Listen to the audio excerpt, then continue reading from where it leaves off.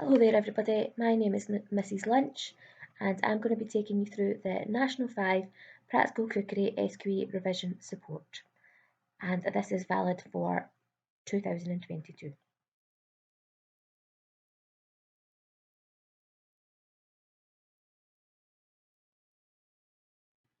Before we get started, there will be some symbols that you can identify throughout this PowerPoint. If you have a little look through these, they have different meanings. The one that we will use the most is for you to pause the presentation and write and copy down the question and answer to have a little attempt at it before the answers are then displayed on screen.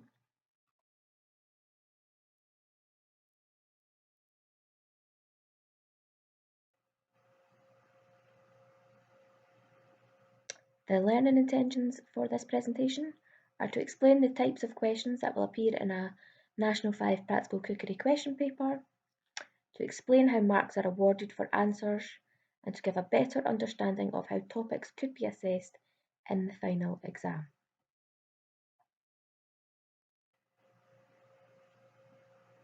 Your success criteria is you should be familiar with the topics that could be asked about in your final exam, and by the end of this you should be more confident in answering different types of questions.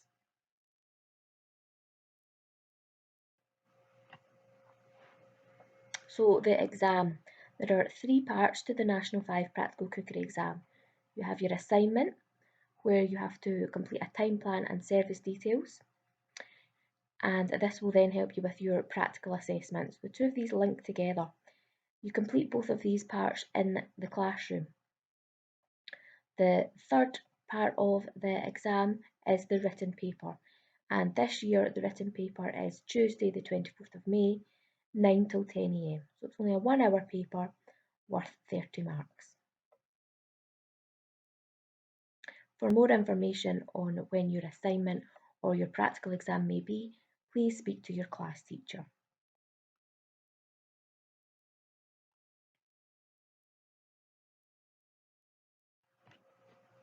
So the first thing we're going to have a little look at is different question types that could be asked in the exam paper.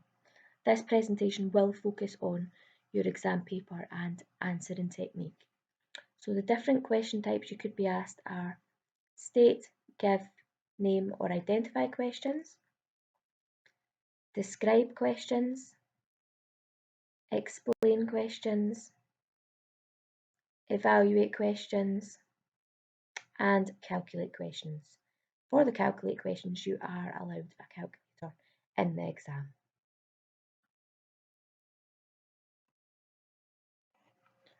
So a state, give, name or identify question.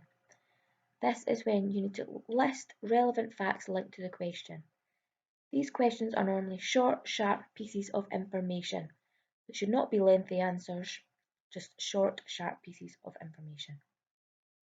An example could be, name a garnish including the preparation technique you would use for a fish risotto. This would be worth 1 mark. An acceptable answer could be a lemon twist. Lemon on its own would not have access to mark as there is no indication of a preparation technique. Now remember, at National 5 you must include a preparation technique for a garnish or a decoration. So lemon would not be accepted, but lemon twist would be accepted.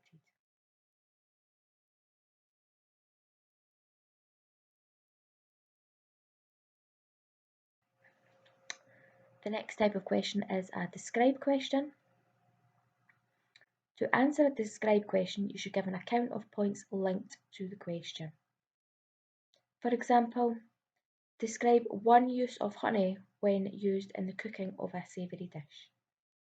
An acceptable answer could be, honey can be used as a glaze for a savoury dish. Again, quite a simple, straightforward answer for a describe question.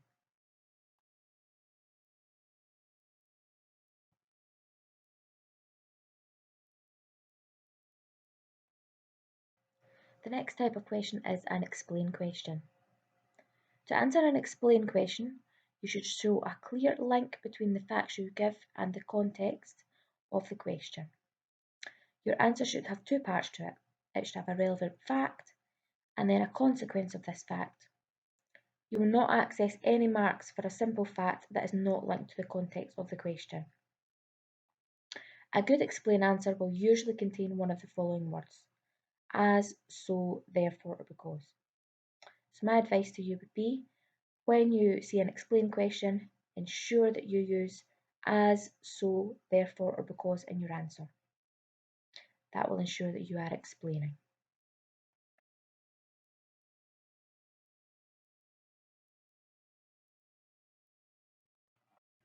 An example of an explain question could be, explain a safety factor which should be observed when making apple sponge. An acceptable answer: securing the chopping board when preparing the apple, as this will prevent the movement of the board resulting in a cut finger. You'll notice the answer has as in there. That's using as, so, because, or therefore in the answer to ensure that the answer is being explained. If the answer above had not referred to preparing the apple, it would not have accessed the mark, as there was no link between the fact and the context of the question. So remember, an explain question, as, so, therefore, or because in your answer to ensure you are explaining.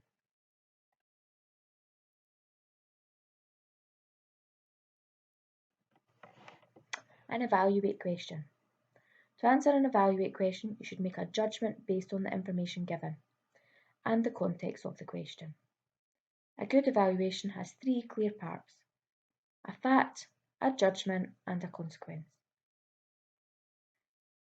A fact based on the information given in the question, a judgment or opinion of whether this is good or bad, and a consequence of this fact linked to the context of the question.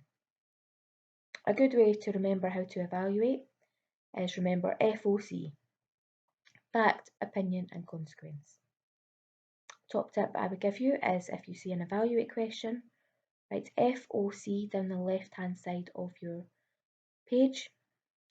That will ensure that you're writing a fact, an opinion, and a consequence for the question, which will mean that you are evaluating. If you were to just miss out one part of this, say you're the opinion, you didn't say if it was good or bad, but you did have a correct fact and a correct consequence, you would still not be awarded the mark. An evaluate question must have a fact, an opinion, and a consequence. So top tip, as soon as you see an evaluate question, write FOC down the left hand side of your page to ensure that you are evaluating.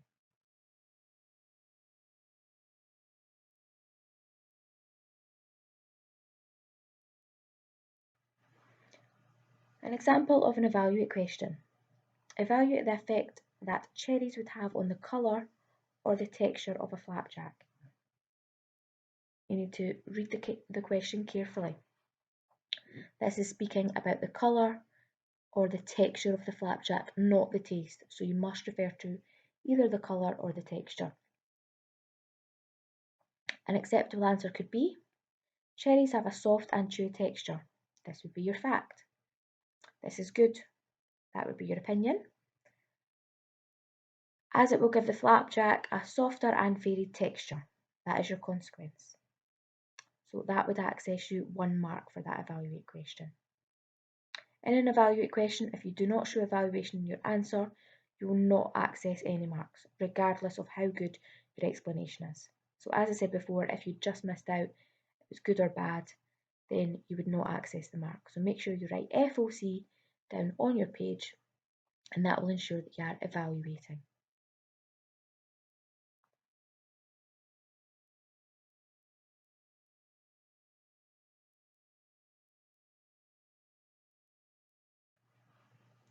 The final question you can be asked in a National 5 Practical Cookery paper is a calculate question. And as I said before, you can take a calculator into the exam with you. You're not allowed to use your phone, so please be mindful of this and have a calculator with you. To answer a calculate question, you should use the information provided in the question to calculate the cost of the specified ingredients. The cost of the individual ingredients should always be a whole number, but you'll have to round the cost per portion either up or down to the nearest whole number. You will always be given the formula for the calculation in the question. You might be thinking, a calculate question in a National 5 Practical Cookery paper might be a bit challenging. However, as being a previous marker, these questions are actually always done really well. So have confidence in yourself, read the question and ensure you have a calculator with you. I'm sure you'll do well.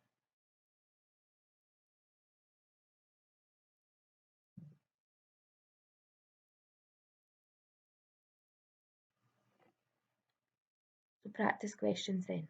The best preparation for the exam is to work through questions that are similar in style. The information on the following pages and slides will help you identify questions for the areas that you want to focus on. All of the questions are taken from the 2019 past paper, 2018 past paper and the Specimen question paper. So if you want to go back and look through any of them, you'll be able to access them on the SQA website.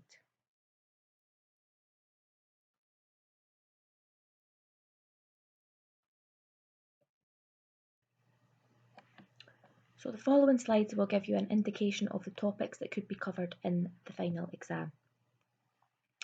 The first topic that could be covered is food preparation techniques and cookery processes.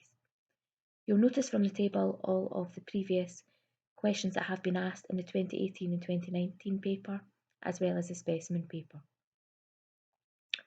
You will also notice that the top two sections do not have any papers. That is because these questions have not been asked, but they could be asked in future. So, regarding this topic of food preparation techniques and cookery processes, you should be able to describe how to carry out the food preparation techniques you have used during the course and accurately identify the pieces of equipment required. You should also be able to describe how to carry out the range of cookery processes you have used and list foods suitable for each process and explain the advantages and disadvantages of each process. You'll notice from the question type in the table, these are often describe and explain questions, but can also be identify questions. Some of the topics that have been covered in the past couple of papers, 2018 and 2019 papers: poaching, weighing and measuring, sieving, advantages of stir frying, folding, the equipment and process, and baking blind.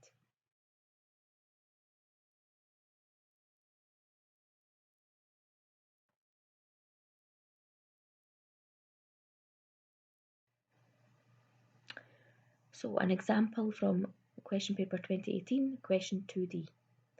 Identify the correct piece of equipment required to carry out the process of folding. Explain how this process should be carried out. So thinking back to the information we've just learned from the PowerPoint about identify questions and explain questions, I would like you to pause this presentation, write down the question and have a little go at answering the question. It's worth 2 marks. You'll get an award for a mark for identifying and the further mark is for explaining. So pause the presentation and have a little go.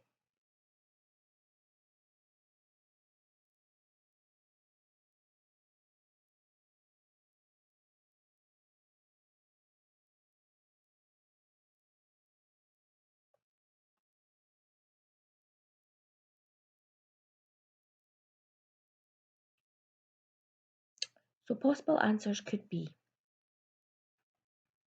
a tablespoon or perforated spoon. That would award you 1 mark. The explanation would be gently move the spoon through the mixture in a figure of 8 motion to incorporate the ingredients without losing air. If you had stopped at gently move the spoon through a mixture in a figure of 8 motion, you would not be awarded the mark. Remember, it's an explain question, not a describe question. Another acceptable answer would be a spatula or balloon whisk. For 1 mark, the explanation would be use a spatula or balloon whisk to gently cut through the mixture, scraping the sides and bottom of the bowl to combine and ensure minimum air loss. Again, this is an explanation as it goes on to say scraping the sides and bottom of the bowl to combine and ensure minimum air loss. So you're getting 1 mark for identifying the correct piece of equipment and the further mark for your explanation. Give yourself a mark out of 2 for that one.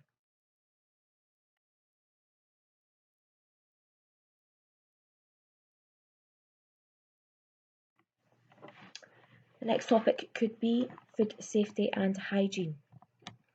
So you should be able to explain how to prevent cross-contamination while carrying out a range of food preparation techniques, and how to work safely while carrying out a range of food preparation techniques.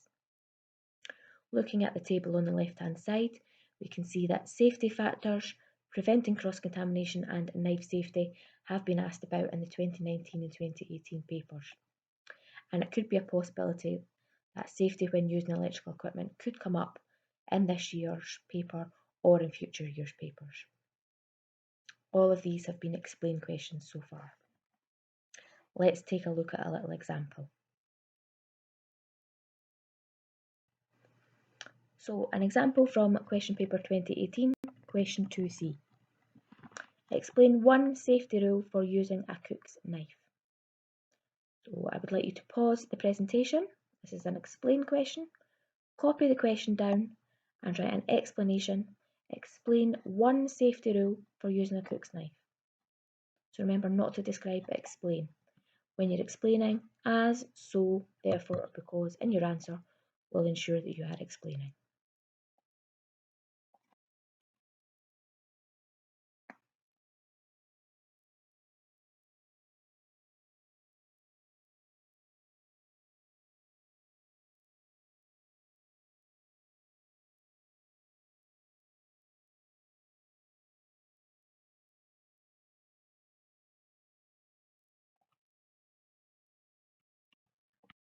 So possible answers could be: when using a cook's knife, keep the point of the knife on the board. If you just stop there, that would be a description.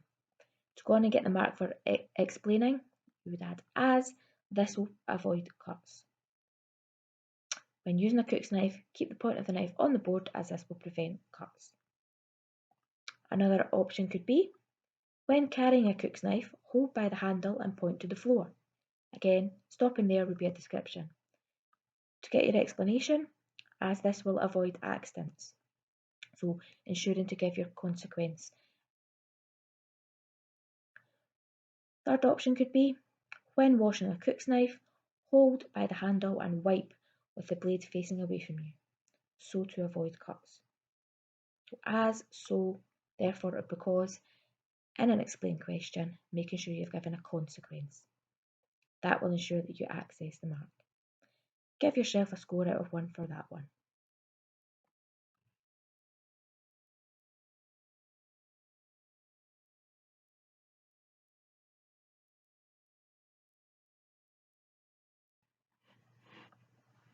The next topic you could be asked about is selection and use of ingredients. You should be able to name suitable garnishes or decorations for dishes. Remember that at National 5 level, you should include a preparation technique for each garnish or decoration. For example, a sprig of parsley is not acceptable, but chopped parsley is acceptable. A lot of people can get caught out with this, so make sure that you have got your preparation technique in there, whether it's for a decoration for a dessert or a garnish for a starter or a main course. It needs to have a preparation technique or you will not be awarded the mark. You'll see that in 2019 paper there was a question for a garnish for fish risotto. It was just to name it. And in the specimen paper there was a garnish for a savoury quiche, and that was an identify and give question. That would have been worth 2 marks. So just ensure that if you get asked any question about garnishes or decorations, that you ensure you've got the preparation technique down there. Let's look at a little example. So, example 2019 paper, question 1c. Name a garnish including the preparation technique you would use for a fish risotto. I want you to pause this presentation, copy down the question and write down your answer. Name a garnish including the preparation technique you would use for a fish risotto. As it is a name question, remember it's short, sharp pieces of information, no explanation or description needed.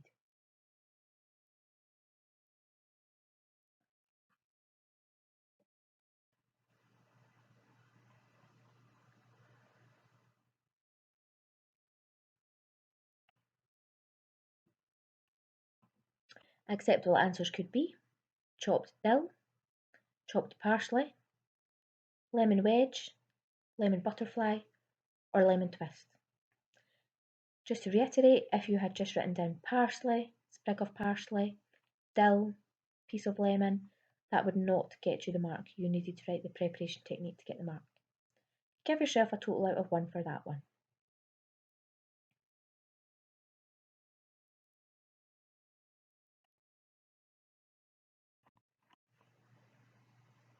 The next topic that could be asked about is characteristics of ingredients. You should be able to explain how named ingredients should be correctly stored and why that is the correct storage conditions for them. You should also know how cooking affects ingredients. So looking at the table on the left hand side, you'll notice from 2018 and 2019 and the specimen paper, storage of ingredients, oats and honey, flour, cheese, sugar, bicarbonate of soda, milk and storage of ingredients have all came up. It could be possible that storage of ingredients, egg whites and corn flour could come up again. These are describe and explain questions mostly.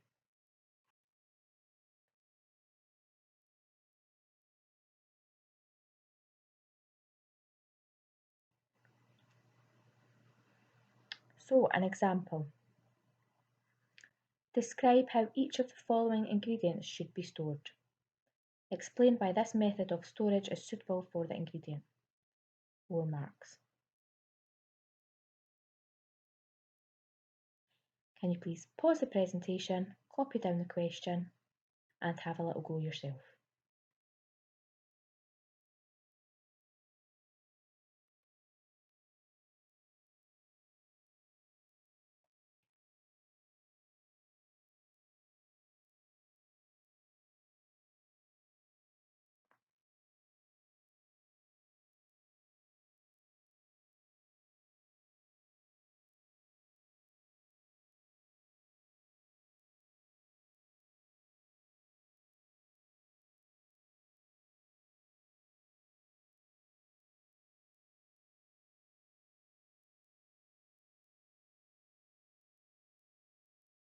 So possible answers could be: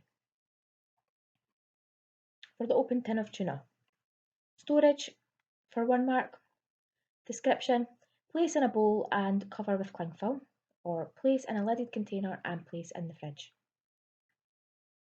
You would not be awarded the mark for saying that you would store the tin in the fridge. It must be placed in a bowl or in a sealed container.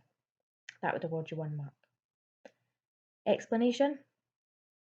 This will prevent the transfer or contamination of aroma to other foods to prevent the tuna drying out. Tuna is a very strong food, so you would not want that contaminating other foods in your fridge. This will prevent leakage of liquids from the tuna. This will extend the shelf life of the tuna. This will slow bacterial growth. Any of those explanations with one of the descriptions of storage would access you 2 marks.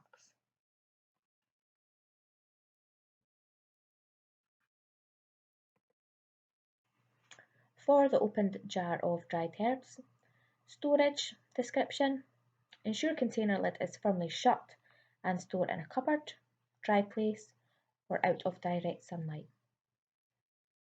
Or seal the packet tightly with a clip and store in a cupboard, dry, dark place. That would access you 1 mark, either of those points.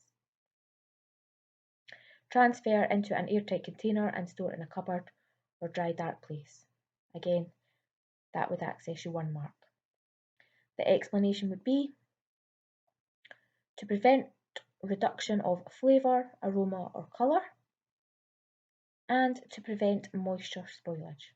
So to access the 2 marks, you needed to have 1 description of storage and 1 explanation. You would then be awarded 2 marks. So out of that question was a total of 4 marks give yourself a little total out of 4.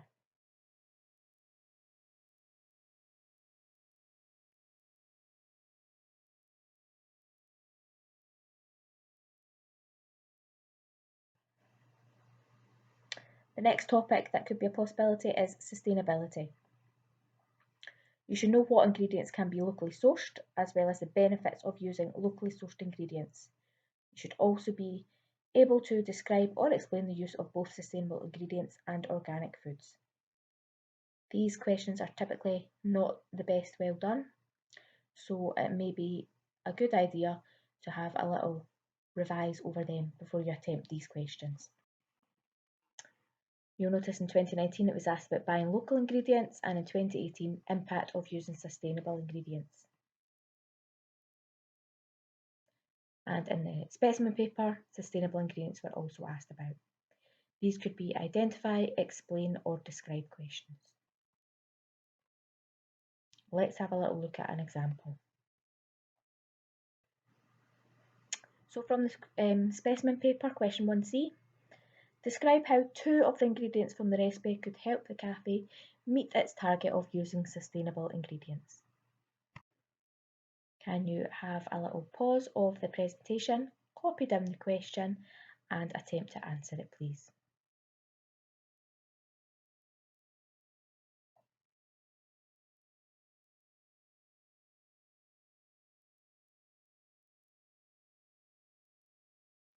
Possible answers could be: the blueberries, butter, eggs, yogurt or milk can be produced in Scotland. This will reduce the food miles of the ingredients. By using locally produced products such as the blueberries, butter, eggs, yogurt, milk, the cafe will help to sustain the local economy. By using free-range eggs, the cafe is supporting the welfare of animals. This was a describe question, so you just had to write a description. There was no need for as, so, because or therefore in your answer, as it was just a describe question.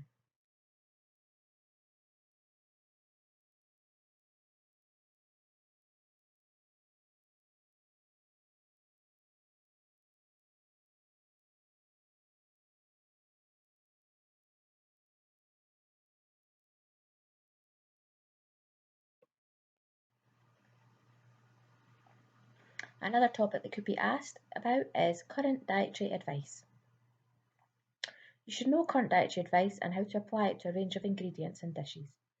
You might be asked to suggest amendments to dishes that will help them meet current dietary advice.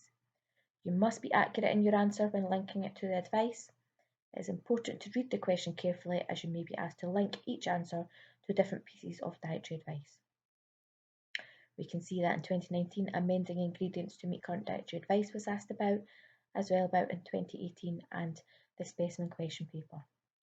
These were all describe and explain questions.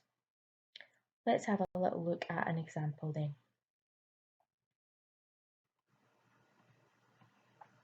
Here is an example of this type of questions. This is a describe question. It says, describe 3 changes that could be made to this recipe to meet current dietary advice. Explain a different way each change you have described helps to meet current dietary advice, and this is worth 6 marks. It's worth 6 marks as it's looking for you to describe 3 changes and then with those changes explain them. So again, I would like you to pause this video, copy down the question, have a little look at the recipe and try answer the question, thinking about how a describe question works and what to do when you need to explain.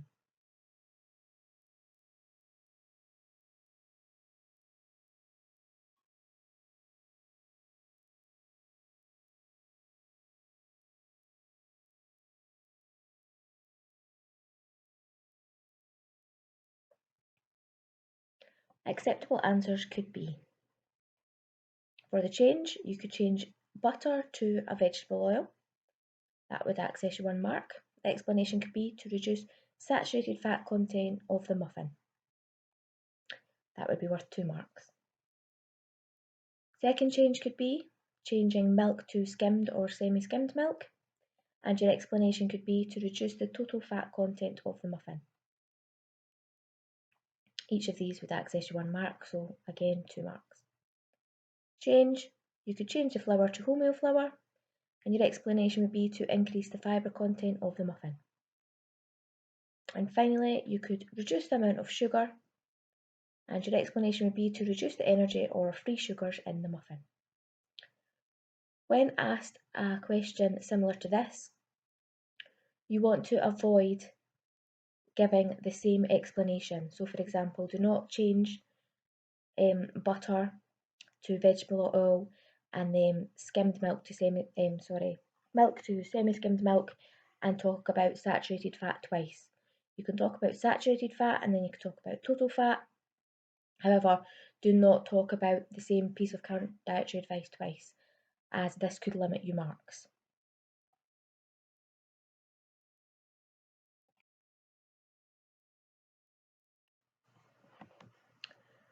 The next topic that could be looked at is evaluating presentation, taste and texture. You must read the question carefully to make sure you are answering for the correct attributes. You must make sure that you show your evaluation in your answer. Remember FOC, fact, opinion and consequence. So you will see that from previous papers, all of these questions are evaluate effect of taste or appearance, taste and texture, or colour, flavour and texture. So it's very important that you look at what is being evaluated. Top tip for evaluating, write FOC down the side of your page. Make sure you write a fact, your opinion and a consequence. That will ensure that you are evaluating. If you miss out any of these points, even if it is good or bad, then you will lose out on the mark, as that is not classed as evaluating.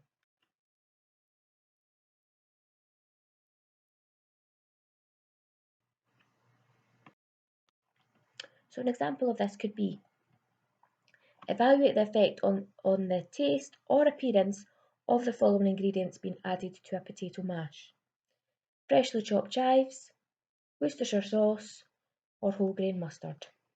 Now I've underlined taste or appearance because it is only taste or appearance that you should be looking at. We're not thinking about the texture, only taste or appearance. So I'd like you to pause the presentation, copy down the question and have a little go.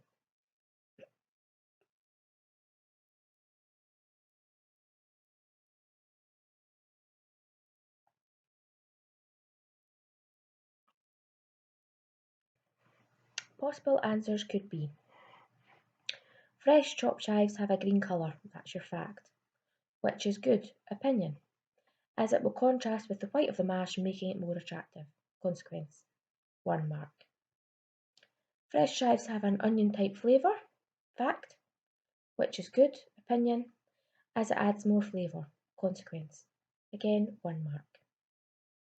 Worcestershire sauce is a dark colour, fact, which is not good, opinion, as this will change the colour of the mash, making it less appealing, 1 mark. Worcestershire sauce has a strong flavour, fact, which is not good, opinion, as it can be overpowering and will make the mash less appealing, consequence, 1 mark. Whole grain mustard has a hot and spicy flavour, which would be good, opinion, as this would complement the blandness of the mash, consequence, again 1 mark. Whole grain mustard has a golden brown speckled appearance, fact, which may not be good, opinion, as it would make the mash look less attractive, consequence. Give yourself a little score out of that one. Hopefully using the FOC method down the left hand side of your page is going to help you achieve full marks in these evaluate questions. The final type of question that can be asked is a calculate or a costing question.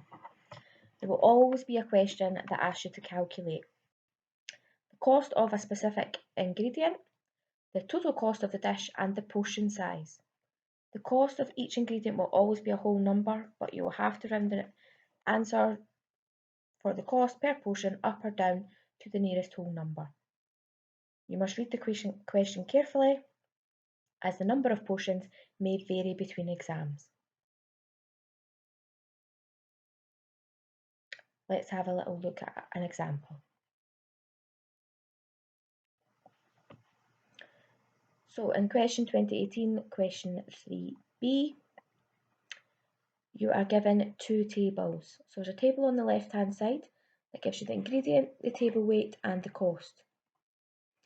Underneath that you will see the equation. You will always be given the equation.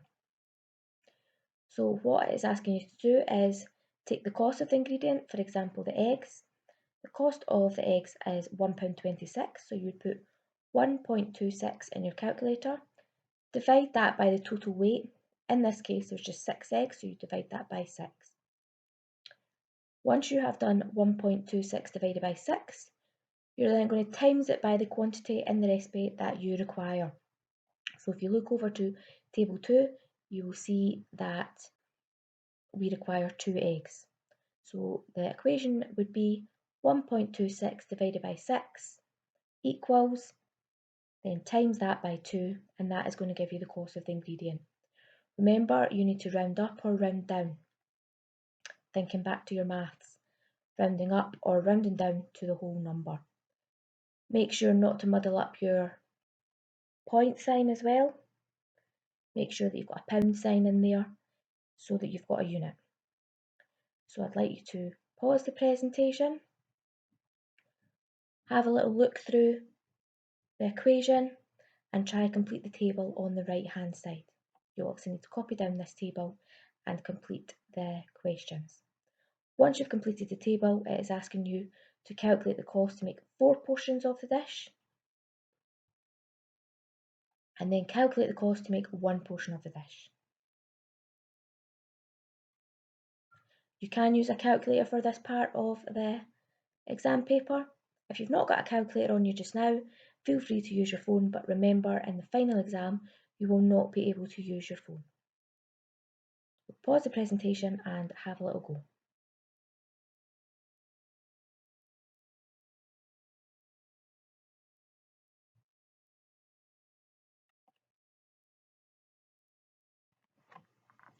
So the answer should be, for your 2 eggs you should have 42 pence rounded to the whole number. 125 grams of sugar you should have 30 pence. 100 ml of double cream is 35 pence. 15 grams of icing sugar is 3 pence. 1 ml of vanilla essence is 3 pence. And 120 grams of raspberries is £1.60. Cost for 4 portions would then be £3.82. And the cost for 1 portion would be 69 pence. When thinking about the cost for 4 portions, you need to make sure you add up all of the ingredients, not just the ones that you have calculated. And once you've got the answer for the 4 portions, you can then divide that by 4 and that will give you the answer for 1 portion.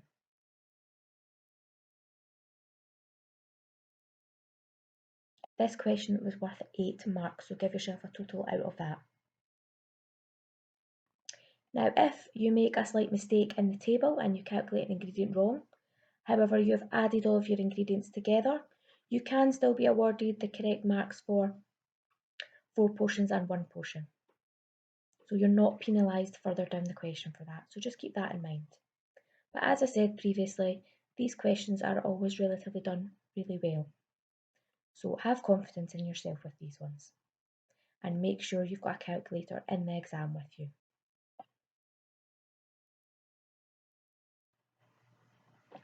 So I hope you found that presentation useful.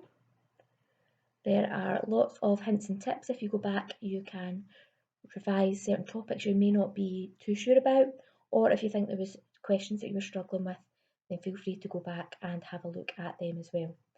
Use the tables in the SQA revision guide for specific topics to relate back to exam questions, and best of luck in your final exam.